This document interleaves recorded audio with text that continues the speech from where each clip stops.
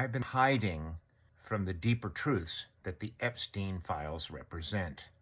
I was able to hold the surface level story that Epstein ran a pedophile ring and that rich men paid for sex so they could rape little girls. But it was a story, a series of sentences for me. Yes, arrest those people. Yes, they're wrong. That simplification of the darker truths of the Epstein files was my way of protecting myself. But everything points to these darker, deeper, more terrifying realities. Sasha Riley tells stories of little girls who are told initially, look, if you're really good at this sex thing that these grown-up men want, maybe one of them will take you home and you'll live a wonderful life.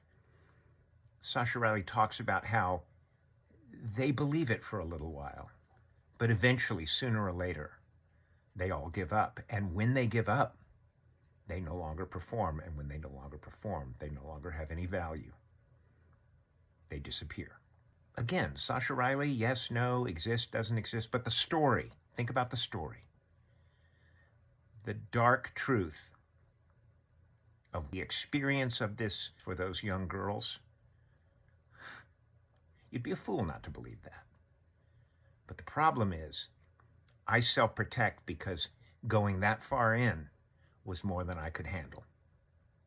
America's in the same place right now. We're all compartmentalizing the horror of what we're discovering day by day in the Epstein files, still holding off, still protecting ourselves from understanding the scope of this thing. They become leaders inside the Trump administration and inside governments globally after they have proven by raping little boys and little girls that they have the most obscene appetite for violence possible. And once they have access to the circle of elites that Donald Trump represents, they're going to have to keep proving that over and over again. So when you watch the violence of ICE on the streets of Minneapolis and all across our country, when you watch Donald Trump signaling support for Russia over Ukraine, when you watch the impact of tariffs destroying family farms all across the Midwest, understand the same individuals who are named in the Epstein files are now leading the United States of America.